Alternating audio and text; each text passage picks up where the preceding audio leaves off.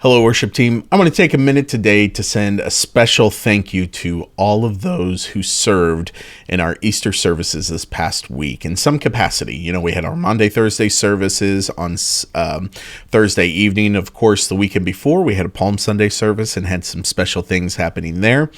And then this past weekend, Saturday and Sunday, we had our Easter resurrection services. And most of you played a big role in making those services happen. So I just want to give a big thank you to the team and a big thank you to everyone who played a particular role. But I just want to call out a few things that were really special that I appreciated. First of all, I enjoyed having the choir be a part of both of these services. By both of these services, I mean Palm Sunday and Easter weekend. Palm Sunday with the two songs that you did there, and then of course on Easter ending with Sunday is Coming. And I also appreciated having you lead worship on Sunday morning. I know I've mentioned this in the past, but I think it's worth repeating because it is an important part of the vision that I have for our team long term and how I want us to grow. But I think having a worship leading choir that participates in leading our congregation every single weekend is an important strategy for us to continue to strive for. When you think about it, the primary musical activity that God has called all of his people to is singing.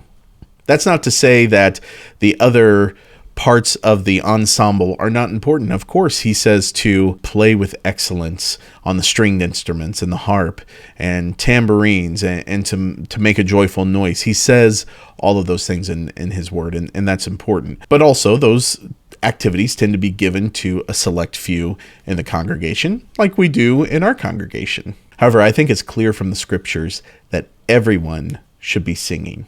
Whether you're leading in worship, whether you're standing in the congregation, everyone should be singing. And that's why I think it's important that we have a choir that leads our congregation in worship.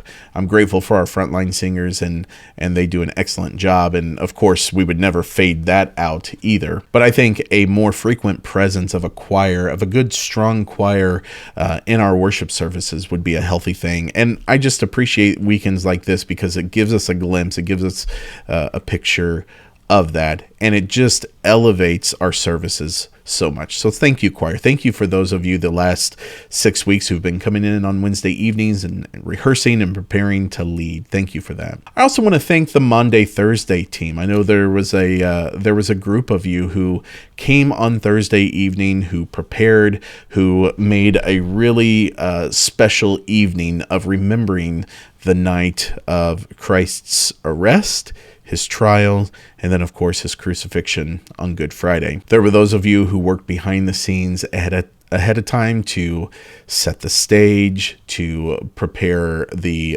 production, from the online streaming to the video to the lighting to the stage setup. I appreciate all of you, and I also want to thank the musicians who prepared some really special and reflective songs for that evening. We had a great team who stayed after and helped clean up as well, and I appreciate all of you folks too. Of course, a weekend like this includes a lot of preparation ahead of time, and I want to thank those of you who helped me in promoting this weekend. I know we made some special videos that helped spread the news in the broader community.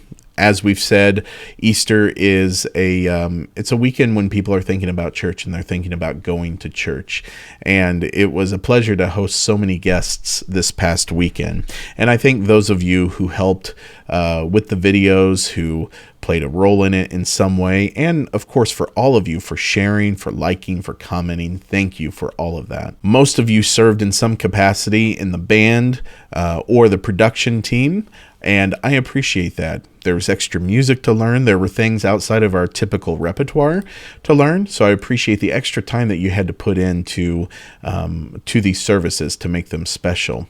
I also thank you for the production team. There were extra services to set up for and plan for. We had overflow down in the chapel. We had extra services to stream online. So there was a number of extra components that pretty much everyone, whether band, choir, production team, there were a lot of extra things that had to be attended to for this service, and I appreciate that. And finally, I'm grateful to all of you who coordinated the food behind the scenes.